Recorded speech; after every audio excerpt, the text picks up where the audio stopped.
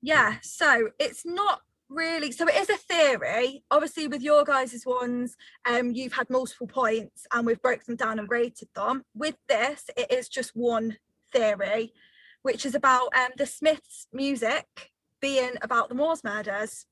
So I'll go through and I'll explain it, and then you guys can let me know what you think. It's exciting. Yeah. So I do just want to put a disclaimer out there that it is just a theory and it is all down to interpretation. So I don't want any Smith fans coming after me.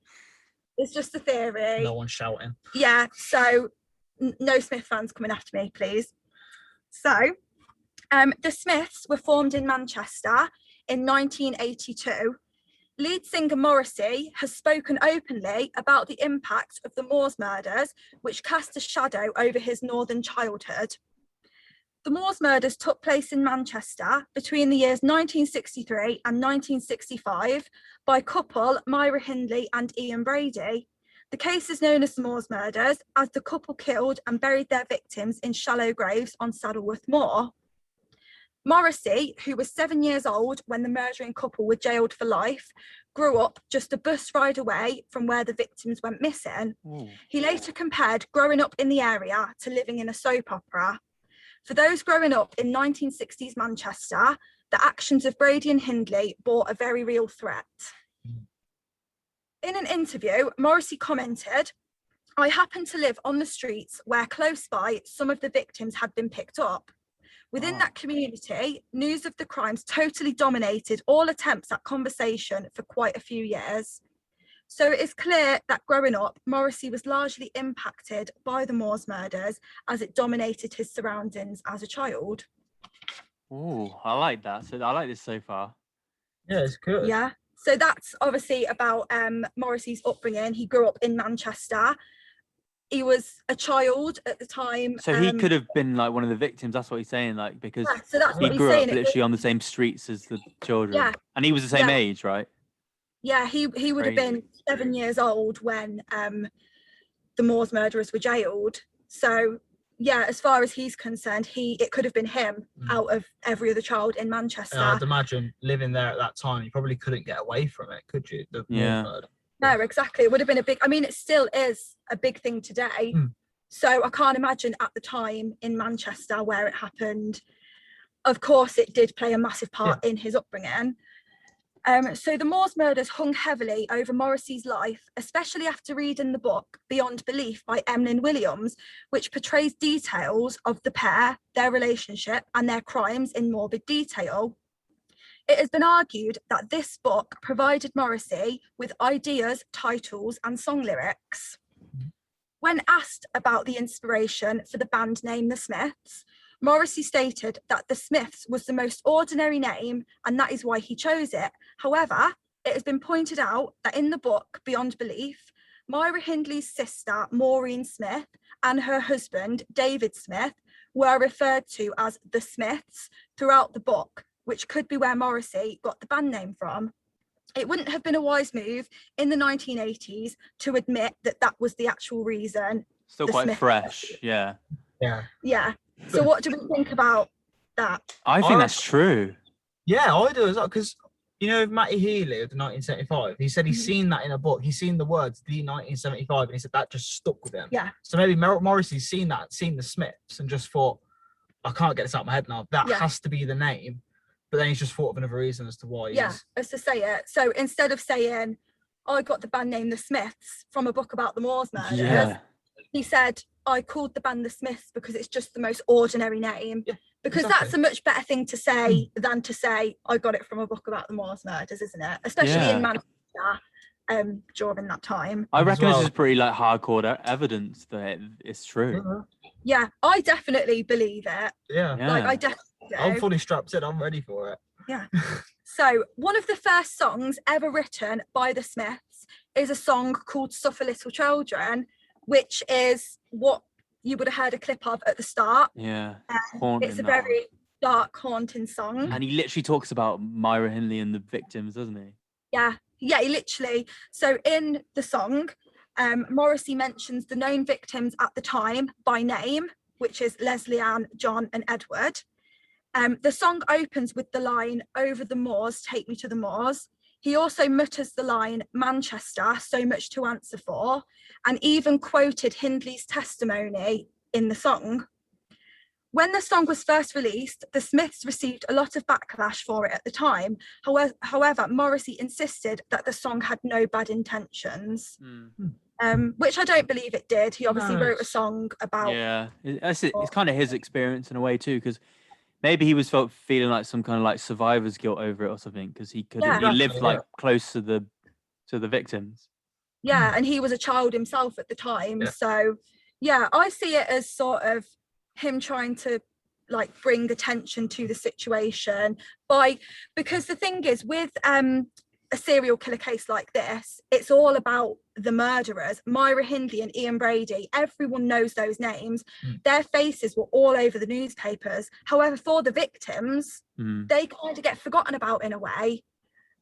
So I think with the song, Morrissey was probably trying to bring light towards, like immortalize the victims maybe. Yeah, so that they're not forgotten about. The song's almost like a social commentary, isn't it, of what went on and what happened, how bad it actually was. Yeah. The song does frighten me a bit. It is very dark, like sitting in a dark room listening to that. It's a very haunting song. But it's good that he doesn't glorify the actions of the murderers. He doesn't talk about what they did and stuff like that. He just mentions, which is good. Yeah, so he's just bringing sort of light towards the victims. Yeah. Some of the songs supporting the theory is the 1984 song Still Ill, in which Morrissey sings the lyrics, "England is mine, it owes me a living." This is thought to have been a nod to Myra Hindley's quote, "Society owes me a living," uttered in 1977 when she was moved to Durham jail. So I think it's pretty clear that he did take inspiration from. Yeah, that's pretty... Yeah. Which is a quote of Myra Hindley, which again relates to. That sounds like fact again. Yeah, I'd say that's a fact. Even the seemingly innocent song, "I Don't Owe You Anything," is a little more than a well-concealed account of the murderer's early romance. The lyrics, "Bought on stolen wine, a nod was the first step, you knew very well what was coming next." This is thought to be a reference to the final murder of Edward Evans, in which he was lured to the house with the promise of some miniature wine bottles, which obviously goes off the start of the song, "Bought on stolen wine." Yeah, and did they steal it? Yeah. Oh yeah, stole it, yeah. The song "Death at One's Elbow" is also thought to be a reference to the final murder of Edward Evans, who was lured to the house and butchered to death with an axe by Ian Brady. Morrissey mutters the lyrics, "Don't come to the house tonight because there's somebody here who'll take a hatchet to your ear." Yeah, it's quite explicit. Yeah, and they killed their victims with an axe. The final victim, Edward Evans, they got him to the house on the pretense of some miniature wine bottles. Yeah, because he was underage and like he wanted to drink underage or something. And then Ian Brady struck him over the head with an axe. Wow. But couldn't that link as well? Because was it Myra Hindley's brother that was coming to the house that night? It was her brother-in-law. Her brother-in-law, yeah. And that could link to that even, couldn't it? Don't come to the house tonight. Yeah. There's someone here who'll take a hatchet to your ear. Yeah. The song "Girl Afraid" is thought to be a nod to Myra Hindley and Ian Brady's early relationship. The line, "He never really looks at me, I give him every opportunity," seems to be inspired by Myra Hindley's early diary entries, in which she wrote things like, "Ian looked at me today," or "Ian hasn't spoken to me today," as she tried desperately to get his attention. That's crazy. It's uncanny. There's a lot. So there are a lot of other references that can be picked out of the other songs. However, this is only a few that I've picked out. And like I said, it is down to interpretation. I don't want any Smiths fans coming for me. Or shouting. But that's everything that I've picked out of the songs. I don't know if I've got another one, but I've just sort of thought about. Do you know the Myra Hindley and Ian Brady? Did they get their victims like at a bus stop, or was that Fred and Rose West? No, that was Fred and Rose West. I was going to say, because like the double-decker bus, like that could be like a one to it, I guess. With Myra Hindley and Ian Brady, because they were children they picked up, they'd find them just Park. out and out. So like Yeah. 2 of them I think were picked up off the street, just walking along the street. They made them get into the car with them. Wow. Another one was picked up from a fairground, and then another one from a market. And she's scary as well, isn't she? Like that Morrissey lady. Like she's horrible. So very hard-faced. Yeah. You'd be terrified to get in a car with her. Then do you reckon that's just because we know what she did? Let's say if we didn't know that, would we think that about her? Like just looking at her image? Yeah. No, it's definitely because we know what she's done looking at her. Yeah. Maybe it's a bit of like internalized sort of like, because she's a woman, like doing that to a child, like, because I didn't say anything about the guy, but the guy's not that great looking either, is he? No, he's psychopath. But he's a complete psychopath. Yeah. But people think because she's a woman shouldn't be capable of such cruel and evil things, which she was. And obviously back in the 60s, people were always told, don't talk to strange men, don't go off with strange men. Yeah, there was never any women serial killers, were there? No, because women were supposed to be motherly and nurturing. Yeah. So people trusted Myra Hindley as a woman. The children trusted her, but actually, she was an evil cow. Another song that I believe could be linked to the Moors murders, is it Pretty Girls Make Graves? Pretty Girls Make Graves. He was a sad boy, weren't he, Morris? He's the original sad boy. Yeah, he was a sad But boy. I don't know, he probably just found it easy to write about stuff. So he must have been fixated by his book. Yeah. And just little things that he thought of. I mean, it's obviously has been a massive part of his life. Growing up in Manchester as a child when it happened, then going on to read this book. Of course, you're going to find inspiration in the things that have surrounded you. And this, he said, it cast a massive shadow over his northern childhood. You know what one I think is one? You know that Sing Me to Sleep song? It says, I'm tired and I want to go home. Yeah. Like they could have said that, the victims or something, like they wanted to go home and they were tired, or like when they were keeping them. So he could have wrote that song from the perspective of a victim. Yeah, you really could pick out a lot of lyrics in a lot of Smith songs. Yeah, that's why it's so good. I think the ones that I've picked out are the most like evidence ones. Yeah, the most they're the most like, oh, that definitely is like no doubt about it ones. Whereas there is other lyrics where you can think, oh, could that be about that? Or maybe it's about this. But with these ones that I've mentioned, to me, they definitely, like, categorically are relating to the Moors murders. Yeah, they don't leave much to interpretation, do they? It's very explicit. Yeah, but I love this theory. I think it's a really interesting I think it's the best one. Best conspiracy theory we've had through all 3 parts, I'd say. I'd say it's quality. I mean, you can't argue with that, can you? You can't. Like, I've got no, like, counterpoint to say, like, that can't be true, because there's so much, like, hard evidence. Yeah. But do you reckon Morrissey would ever admit it, or Johnny Marr would ever admit it? I think they would, you know. I don't know. I don't know if they would if you asked them. However, like I said, it's clear Morrissey has spoke about it before. Yeah. And I don't think he needs to admit it for us to know that they're true. Yeah. I mean, I don't think there'd be that much backlash now, though, if he did. Because it's not that... I don't want to say something, get cancelled, but it's not that bad of a thing. It's just drawing inspiration. Yeah, it's not that bad of a thing. You're right. Yeah, it's just something that he went through as a child that affected his life, and he's put it into his music. And he could have let it had a negative effect on him. Yeah. And he's used it for creating. Yeah, like some people use breakups as their whole inspiration. He just used like the Moors murderers. You know what I mean? Yeah. Exactly. But no, I definitely think this is like a really compelling.